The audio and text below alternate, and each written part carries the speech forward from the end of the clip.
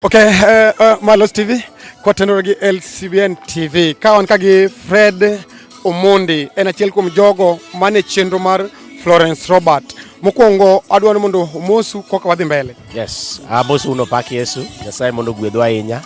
Erokamano kuom kete ka.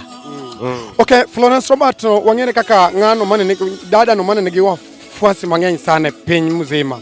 To waneno ka Fred Omondi ni achiel kuom jogo, in achiel kuom wasanii madongo e pinywa mar Luo Nyanza. To waneno ka in achiel kuom komiti mar Florence Robert. Ere kaka nibedo komiti, maybe in owadgi kata nyuonde kata ng'one, ere kaka nochopo kanyo? Ne wan gi komiti mapango burial, to komiti mar jower. Koro an e komiti mar jower. Yes. Okay, tho mar Florence Robert nomiyo waneno ni kare ber mondo miyo wariwre, nikech waneno ka nyaka joyalo, nyaka jowende mok dhiga e liete mag jiw, waneno kochopo.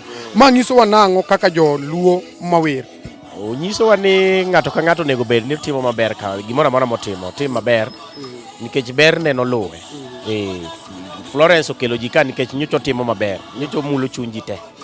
Kamano. Okay, en wer Florence mane minyalo paro go Florence Robert, nikech imbe in achiel kuom jogo mawer kendo gi wende ni ohit Kenya mzima. Yesu kik ikala ma ok igwedha. Sama ogwedho jomoko to an kik okala. Okay, kaka achiel kuom jogo mane ochung' e komiti mar Florence Robert, inyalo mana nyiso wafuasi mag Florence Robert ni to budget mar riel osedhi machalo to kawa adika ma, nikech jomoko wacho weche jawuok ga. Jogo chamo pesa, ne wagolo 2 million, ne wagolo 3 million, to mutiyo en mana 2 million. Inyalo mana nyiso ni to budget osechopo nade? Ok anyalo wacho exact figure, lakini pesa modhi kato ng'eny. Ok anyalo wacho exact figure. To jowendo mochopo kae, ne gichopo kaka johera mag Florence Robert kata achiel kuom jogo mawer kode, koso ni nitie malipo moro matin mano chiwe? Magi mana joma nohere gi jok mawer kode, ne waneno ni wabi mondo waywage waduto. Kamano. Okay, kaka achiel kuom jogo mawer, inyalo nyiso message mane min go kuom fans mag Florence Robert, nikech giweto ng'ano mane gihero? Gombo mana nyiso gi ni Nyasaye mong'e gimomiyo ma otimore. Ok wanyal question God, ok wanyal penjo ni Nyasaye ang'o momiyo timo ma. Koro wawene mana Nyasaye duto. Okay, erokamano, Nyasaye mondo telni osipa. Amen. Amen. Okay, pod wadhi mbele ka wan ka gi fans mag Florence Robert, kendo gin ga achiel ariyo adek ma ginyalo wacho kotenore gi tho mar Florence Robert kata ngima mar Florence Robert. Osipa rwaki machiegni sana kwachako kodi, nyalo mana nyiso jogo mane ni nyingi? An gi nyinga iluonga ni Philip Otieno, aja ugu e piny Shirati, Tanzania. Tayuoro mondo mi wakow jalweny. Nok ang'e live to nanene e media. Koro wende nego be ne gwedha, koro wan kode yi achiel mar dhi e polo. Koro kaka an jalweny mobiro kowe, ing'amo kobiro, ang'e ni imbe in gi chuny lit. To wabeduru mana gi yie nikech Nyasaye nitiere. Amina. Okay, ka wadhiro wadwa machielo, wadwa arwaki, kendo inyalo mana nyiso jogo mane ni nyingi? Gi nyinga iluonga Joash Otieno Molo, aja tich Nyasaye, aja wer. To abiro ywago nyaminwa Florence nikech en jalweny wadwa. To Nyasaye mong'e gimomiyo ma otimore, ok wanyal pingo kosebet osebet. Duong' odogne ma Nyasaye, gimoro amora wawe lwet ruoth. Ang'o nyalo paro go Florence Robert? Florence Robert en ng'ama ne jaluoro, kendo en ng'ama kata ka niromo godo to mana nying ruoth ema iting'o malo. To chutho Nyasaye kik ikadha, kibiro kik ikala. Erouru kamano. Message mane ma in go kuom fans mag Florence Robert? Waduto te wasikuru mana kwa geno kuom ruoth, nikech Jehova Nyasaye en e gimoro amora, en e wuon ngima, en e wuon dola, en e wuon gimoro amora. Koro ka ndalo sechopo, to kanyo duto kama en waduto wan wakadhe. Koro wabeda gi yiene magi duto, wanalu yorno. Kik wabeduru gi luoro, wasikuru mana kwa lamo ruoth, makata kwa luo yorno, wabiro yudo ngima mosiko manyaka chieng' e polo malo.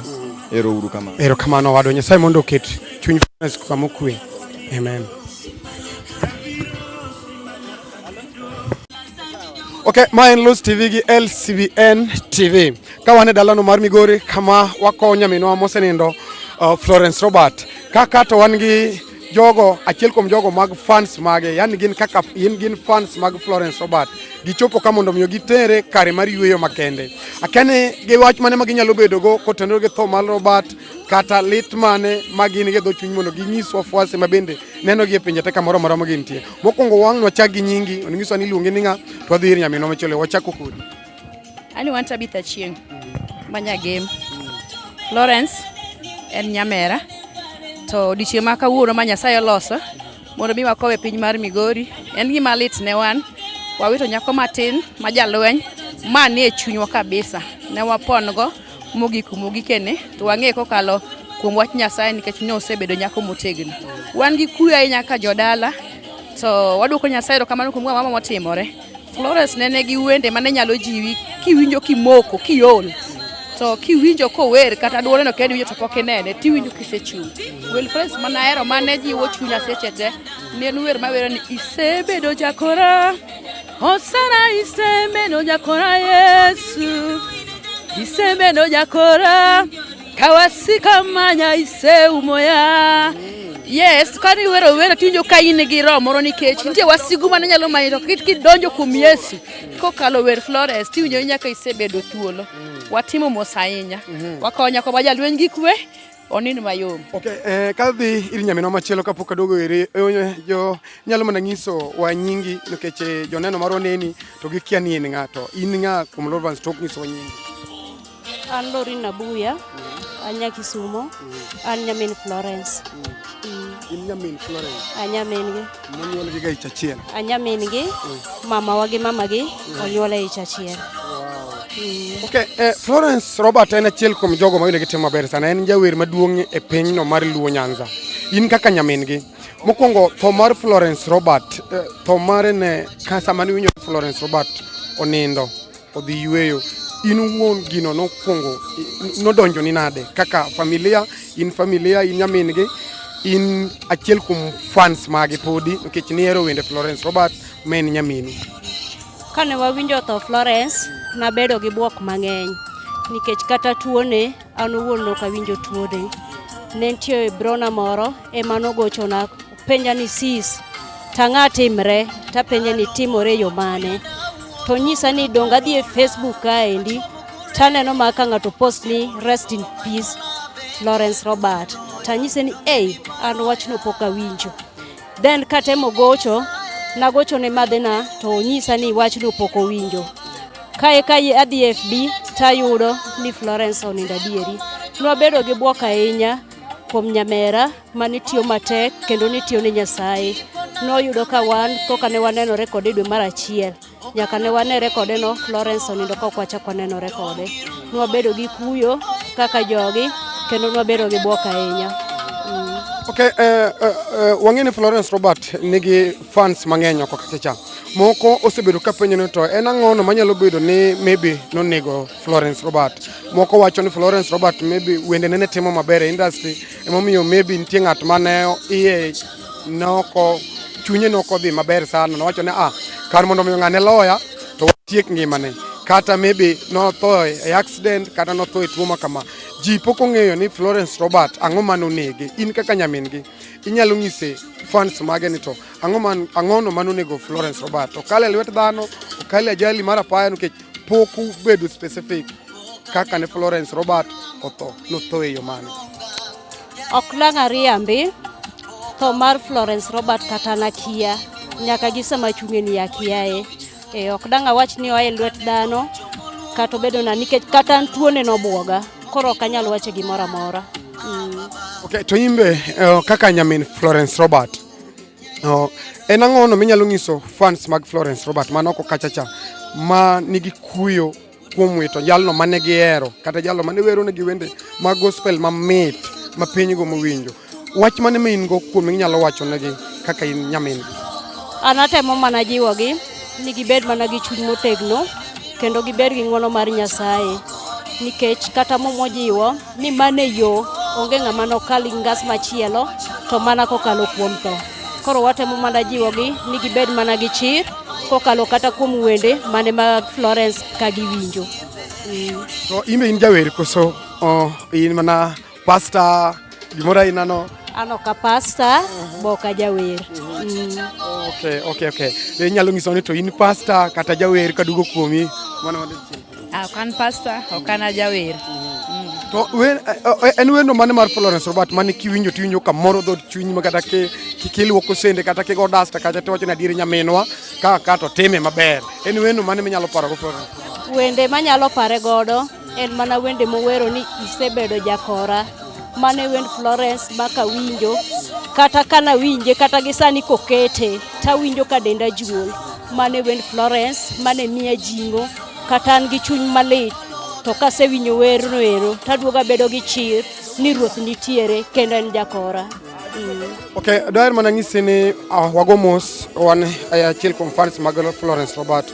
Wago mos sana kuom tho mare nikech en nyaminwa mane tiyo ne Nyasaye kendo kata an ka paro wend Florence Robert mane wero kik ikala dawinjo ka weno ne jiwo dhod chunya sana kacha kaduoga winjo wende mar isebedo jakora. Ne en wende gine wende mane jiwo ji makata ka in gi thagruok moro tiwinjo ka nyalo duoko ni geno ka geno serumo.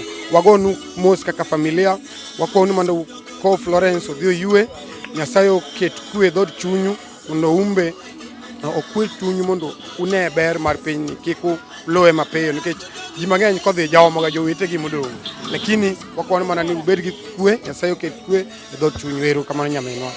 Amen. Okay, pod wadhi mbele ka wan gi achiel kuom jogo manohero wende mag Florence Robert kata anyuola mare kata osiepe mage. Onyalo mana nyiso nyinge mondo nyiso ni to Florence Robert ni to en ang'one to nong'e nade. Mokwongo gi nyinga aniluonga ni Joel Okanda ma jasuna dhot Wakwera ma Asagiro Akrenge area. Mokwongo tatimo mos makende ne gimosatimore. Wadong' gi kuyo maduong'. Florence wanenoga kata ka wan e taon samoro kata an jaboda boda nating'e ga gi pikipiki mang'eny. Florence ne ng'ama long' koro tho kuma ne tho ae pod otamo ng'e nyaka kawuono to wawuoro wan gi lit mang'eny. Mok wanyal pimo wan gi lit. Wende ne to ne mora mang'eny. Achiel kuom gi nitie moro mane wacho ni lak nonyiere Okimi nochame to bang'e noneno ng'uono mar Nyasaye kano lemo gadieri mane Okimi norumo ang'e ni Nyasaye kare nitie, Yesu tiyo. Mane wende mana nyalo pare ga saidi kabisa kamano. Okay, en ang'ono minyalo paro go Florence Robert ndalo manyicha pod ongime bwo pinyni. Wende ang'ono minyalo pare godo kaka in achiel kuom fans mage? Wende ne ng'eny, wende ne nigi puonj momiyo ging'eny mok anyal paro mang'eny, lakini wan gi lit en mani koro nindo wanyalo wacho onge mani tho nondike ne jo Nyasaye lakini en otieko mare. Florence ne ng'ama maber mana kasawacho ni kaka jabodaboda an nating'e e bodaboda kaja be nokojali kata ni maki ang'o kata ndiga noidho. Koro Florence ne ng'ama ber kabisa. Koro wawuoro tho. Erokamano. Nyaminwa owadwa agomoso owadwa arwaki. An gi lit mang'eny mok anyalo wuoyo. An kanya wuoyo sani. Florence je ng'ama long'o en jodak nyithindo mang'eny dala ka. En ng'ama nyicho ero ji. Koro sani wacho Florence ok anyal wuoye. Chunya pod lit. In ang'o Florence in owadgi anyuonde kata mana fans mare? Mage ma fans mage. Wan jo bodaboda wan fans mage. Koro was Florence pod otama kanyalo wuoyo. Okay, weno mane mar Florence Robert makiparo go tiwinjo ka piwa ng'inyalo kata mana chwe jakora. Weno ma puonj maber chunye mos. Odhi gi chunyi. Nyapo koko gara gi nindo. Koro mi an chunya pod ol. Okay, kaduogo iri nyaminwa warwaki chenro makawuono inyalo ng'is mana jogo maneni to iluonge ni ng'a? An iluonga ni Christine Ombaka. Yeah. Ibiro kowono mar Florence Robert. Nyalo mondo nyiso ni to in kaka ng'amari nyamin gi anyuonde kata fans mare inai? Okay, an osiepne tan nyaka fan mare. Kamano. Okay, en ang'o minyalo nyiso fans mag Florence Robert nikech kawuono ma odiochieng' mare mogik mikowe kare mar yweyo? Okay, gima nyalo nyiso fans mag Robert en ni wabeduru wamoruru ka jomowar ni wang'e ni odhi kuma ber, odhi yweyo. Kata kamano wewa gi kuyo. Yes, so kaka dawach ni nang'e she was a good worshipper. Yeah. Alafu ne en ng'ama obedo dedicated.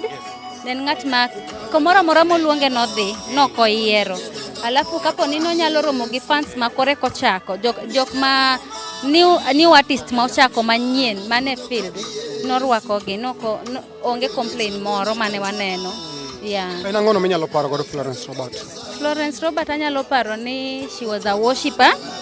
Wende manyalo parego en Kirikala mokigweda winji lemba weno gwedaga. Yeah, koro we will miss her, but gima wang'eyo ni odhi kama ber. Kamano. Okay. Joneno manenowa nikech polo agonu wero kamano kuom nenowa. Wakwayo ni mana Nyasaye oket chuny Florence Robert kamokwe to mi fans mage kata wafuasi mage chuny mokwe mondo kik gibed gi asira sana. Nyasaye mondo ogwedhu.